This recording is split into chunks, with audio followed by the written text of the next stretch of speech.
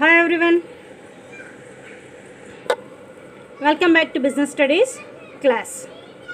Today we'll start with one more form of public sector enterprise, that is your statutory corporation, right? We have started a new chapter called public, private and global enterprise. There we have taken up public enterprises which are owned and managed by government. There we have started with three forms under your public sector enterprise, that is departmental undertakings, statutory corporations and government companies. We have seen what is the meaning of departmental undertaking, merits and demerits. Now we'll start with second form of public sector enterprise, that is your statutory corporations. Okay. Meaning you have here statutory corporation, or it even can call as public corporation or even state enterprises. Okay, statutory corporations are generally called as public corporations, not public sector enterprises, right? It is public corporations. If we are purely owned and managed by state, we even call them as state enterprises. This you have to remember. Alternative names you have to remember. Those are given in your notes, so please go with that. Wherever you feel it's important, kindly underline that so that it highlights when you go with the revision. Good. So statutory corporations or public corporations or state enterprises refers to those business organizations which are incorporated, that is which are registered and started. Incorporation in the sense a registration, okay, which are registered under the special acts of the parliament or state legislative assembly. Okay, so you might be knowing, you might studied in your higher primary, what is this parliament, state legislative assemblies and all, you might study. Okay, it is from where we get the laws, acts, okay, how the things should be, right? So if any business of government starts by having a special act in the parliament, then we call that business is considered as statutory corporation. What is departmental undertaking? If any business starts by the government as an extension of a department of its government itself, then we call it as a departmental undertaking. When a business which is started by government through passing a special act which was not before, that act was started in order to start that particular business, we call it as statutory corporations. Is it clear? So here, to have more clear information, you can see here, as I said, your statutory corporations are also called public corporations. Okay, it refers to that public enterprise, which is, public enterprise means government, okay, which is created by a special act of parliament or state legislature. Okay, so when you are about to start, when government started planning, entering into a business, doing a particular type of business, initially that has to pass an act in the parliament. Okay, once the parliament says okay for that act, according to that act itself, the business will be started. That business will be started as per the act which is passed in the parliament. Okay, so if you find such businesses, we call them as statutory corporations or public corporations. Then second point says public corporations have separate legal existence, which means that they can purchase assets in their name. We know what is that legal entity. We have seen in joint stock company how you will be viewed in the sight of law, from the viewpoint of law. That is what your legal existence, legal entity is. So we have seen that departmental undertaking does not enjoy any separate legal entity because it is a part and parcel of ministry. Okay, government ministry. So it does not have any separate legal entity. But your state corporation, your statutory corporations are passed to the special act of parliament. They enjoy separate legal entity. Means they will be just as an artificial person. They can enter into a contract, they can purchase assets, they can borrow funds, whatever they want to do, they can do in the name of business itself. That is what your separate legal entity. The business will be like a person. The name of the business is like a name of the person. In that business name itself, it can purchase assets, it can borrow funds, it can enter into an agreement. That is what your legal entity. Okay, so your public corporations have separate legal entity, in the sense from its employees it is different, from the government it is different, like that. Unlike the enterprise of departmental organization, the income and expenditure of the corporations are not shown in the budget. See, whenever government announces budget, it announces only budget to the particular departments. It never says that profit of that particular department. Did you observe that? They never say we got profit from railway department this much, we got profit from health and welfare this much, we got so much benefit from particular thing. They don't say. They just announce what tax they have collected from people. Okay, so the business income will not be given. That's what we say, secrecy can be maintained in public sector enterprises, that too departmental undertaking. Similarly, statutory companies, also government organizations, even they don't show their profits, income and expenditure through the budget to the public. Okay, so here also we can understand that just like your departmental undertaking, your public corporations or statutory corporations can maintain secrecy in their profits. Government maintains secrecy, right? Now we'll go with the merits and demerits of statutory corporation. I hope you are good with the meaning. Now we'll see the merits and demerits. Here you can see merit side, administrative autonomy, in the sense, as it is by the special act of the parliament, political leaders will not be the owners, head of that particular business.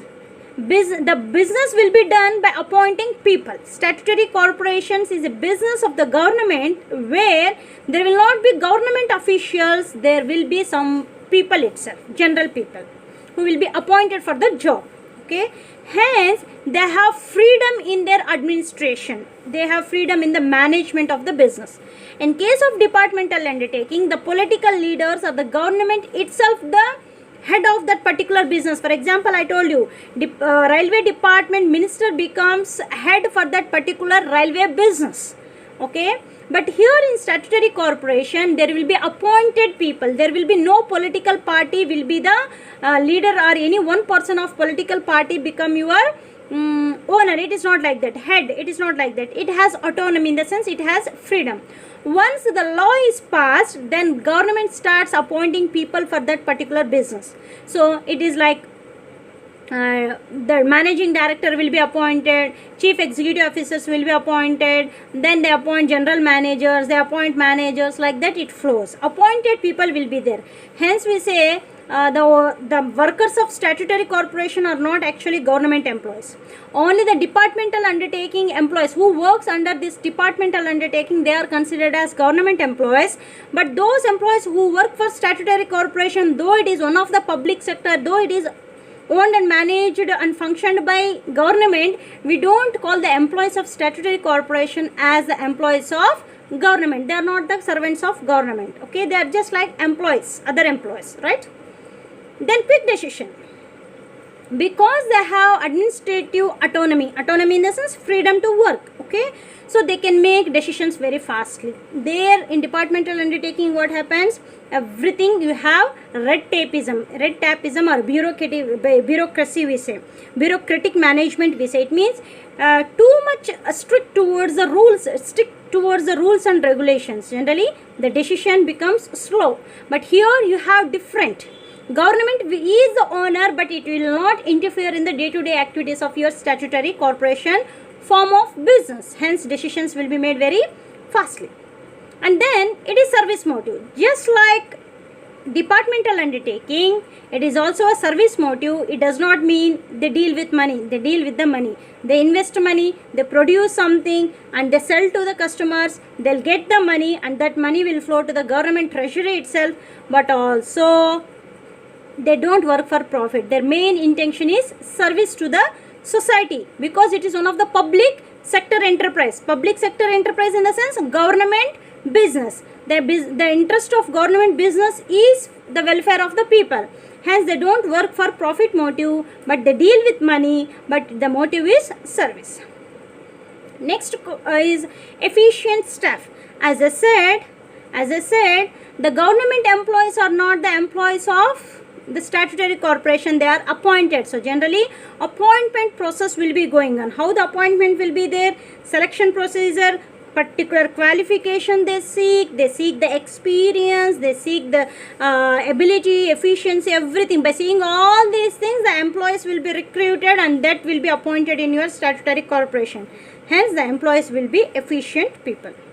Because they are efficient, they deal professional management. They becomes professional. See, for example, in order to do auditing, if you can appoint a person who has not completed CA, okay, that does not become professional auditing. Are you getting? So in statutory corporation, they go with the selection procedure and hence they appoint right people and hence the business will be managed professionally in a systematic and a right way. These are the benefits of your statutory corporation. Then if you come up with the demerits, autonomy on paper only. This is the greatest demerit. Why? Because autonomy on paper only, in the sense we say it is free in its management. Political parties does not have any interference. In case of your departmental undertaking, political person will become the minister and that minister become the head of that particular business. Hence, political influence they have in the business we see in our departmental undertaking. But in statutory corporation, we say political person is not the head of the business, but it is only on paper. In practical things, because it is one of the government undertaking, government public sector, the owner is government and the government is made up of whom? Political people. Those political people will have influence in statutory corporation also. So it is said to be like that, but actually practically you don't have autonomy. They itself rule that business again. Okay, this is the greatest demerit. Lack of initiative. People working in statutory corporation lacks initiative, in the sense as they are created by law, they have separate rules and regulations. They don't follow the rules and regulations of government what departmental undertaking follow. They follow the rules and regulations as per the act which is passed by the parliament, which is the reason for the existence of the business. Hence, they have to act everything like the act itself.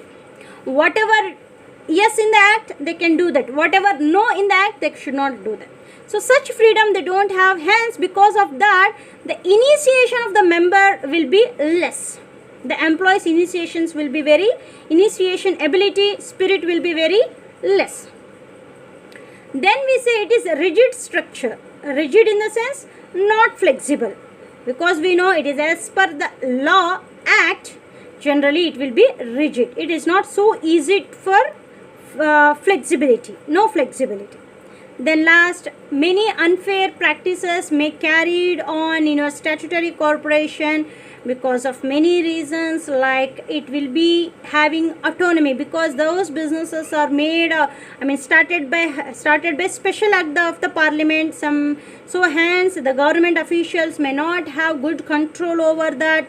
All who are working in that are the appointed people. They may not take a right decision at the right time. They may go with corruption and all. Because of all these things, we label that statutory corporation. In statutory corporation, unfair practices will be undertaken.